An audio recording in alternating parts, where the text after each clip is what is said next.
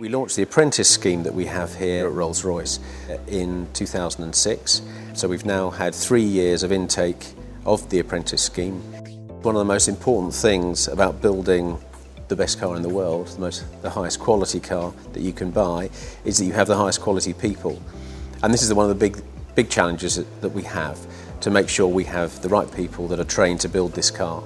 And it's something that we believe very much in, the value of training bright young people in the specialist skills that we need here at Goodwood to build these cars. And we've found that the quality of people that we've managed to attract has been extremely high. The training that they have had, both with day release at the colleges and here on the job, seems to have helped create some extremely effective people. Apprentices are really important to our trade in general. Obviously we need to get trained and skilled staff, so it's a perfect way to introduce people to hairdressing. It's really important for them as well, like I said, to get salon experience. Basically, without apprentices, we wouldn't run the business that we've got. We couldn't run our business without apprentices. We've got 6 at the moment full time, and we couldn't offer the service to our clients that we currently do without them being here. They're the backbone of the business, basically. You often find that people that come for an apprenticeship have wanted to do hairdressing forever. You find that people that want to put in up to 2 years of their life to train are really quite passionate about it, which is brilliant from our point of view, because we know that we're taking people on that are prepared to put the hours in because they want that job at the end of it. We've currently got 3 apprentices. We've got a carpenter, a plasterer and a plumber. With apprentices, it's important that they're our future, basically. We've got guys that have come through and done really well for us, and they're coming in with fresh ideas, and if they're really keen on working hard, then we can give them a really good chance. There's always a downside to taking on people that have been sort of in the trade or their chosen profession for 3 or 4 years.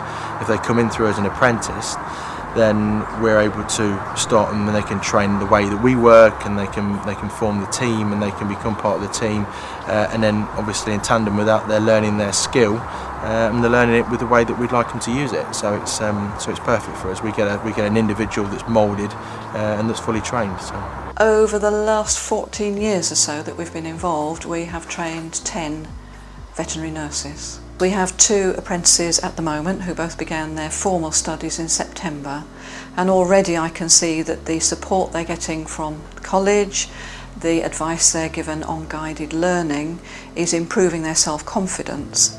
Also, by talking to other trainees at college, I think they realise that they do get an awful lot of support here, and they begin to appreciate that support, and then we reap the dividends later. I think the further benefits we get is that there are in fact very high costs involved in training nurses, not just in money but mainly in time, and that's something we're very, very short of. We can't do much about the time aspect of it, but under the apprenticeship scheme some of the college tuition fees are paid for, so that's a great help. And the other way in which we benefit is that we get new and up-to-date knowledge brought back to us by our trainees. So, for example, any changes in health and safety legislation, they're taught that at college and they can bring back any updates directly to us. We've been employing apprentices within this company now for the last 12 years, and we subsequently have been taken on more apprentices as the years have gone on. Working very closely with Northbrook College, as we do in AB Installations, we find that the apprenticeship team come now to our office and we have in-house meetings with them and with the apprentices. I'm in a position to criticise and make comments on their course. The college apprenticeship team come to us for advice, and quite recently have set up an open evening which allowed employees like myself to meet with the team to discuss how we want the team to project forward within the training programme for our apprentices. We find that when the guys go to college and they're taught the theory of how all this works and the science of it all, then they come out on site and they realise when they get out there that it's not a case of just putting a wire from A to B. They've got to go round corners, up through stairwells, all over the place. There's a great deal to be gained from site work, and we believe that a percentage of college and site work very closely together, and it's very proud to see them finish the course fully trained with the help of the college to then go on further to then become part of the family of this company. We provide leisure, advanced apprenticeships and apprenticeships for the leisure industry and exercise and fitness. We've been running apprenticeships for 2 years. Last year we had 13 learners on programme, and this year we've got 29. All the apprentices and advanced apprentices that we've had come through the college are still in full-time employment. We try and get them their work placements, and then they get their industry experience and they stay in those jobs, and so they're all still in full-time employment.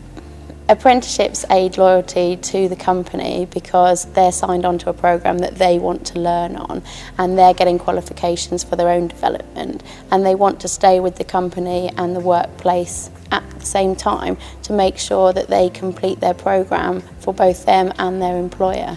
The apprenticeship model works for employers because they get a learner that is committed to their company and to the programme, which aids staff retention. I think for the learners, they manage to get a whole group of qualifications, but they manage to do that at the same time as getting industry experience. I'm the technical manager for the paint shop here at Rolls-Royce.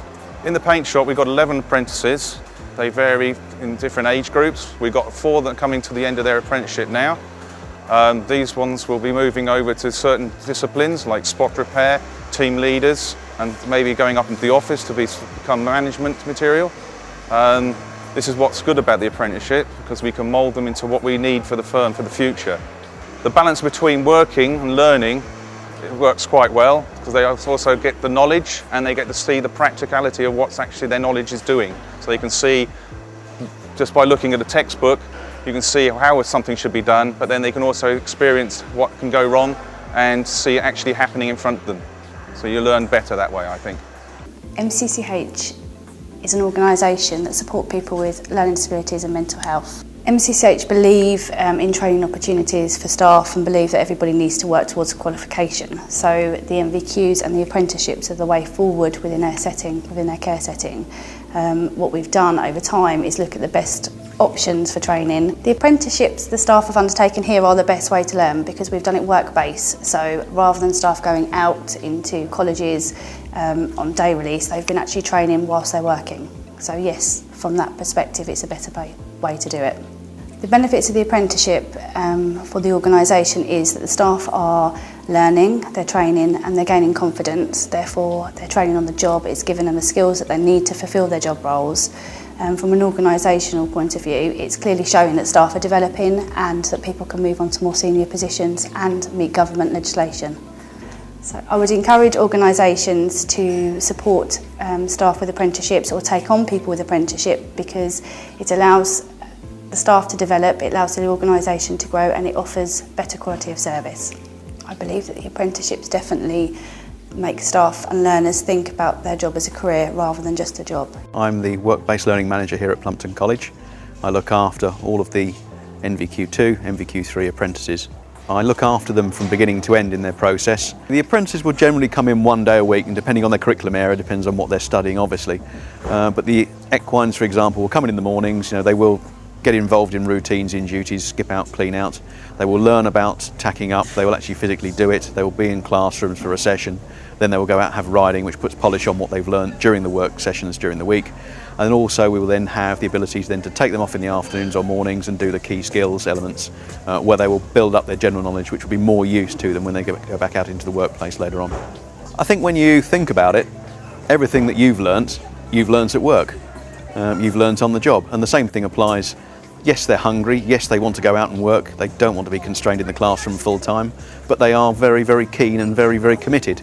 The beauty of them coming here is they get that experience and the polish on top of what they're doing. There is a fantastic balance here between theory and practical. The best part of that is they get as much practical as they want, and then it's identified which part of the theory they need to polish up on. So it's a very, very, very flexible model, and that's why I think it really does suit all learners, irrespective of ability. From an employer's perspective, it does offer a wealth of opportunities.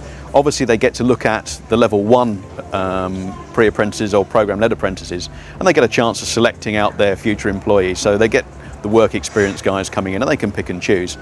It's also a very, very good source of labour right at the early stage that they can shape and form how they want. These guys are hungry and want to go to work and have a good work ethic.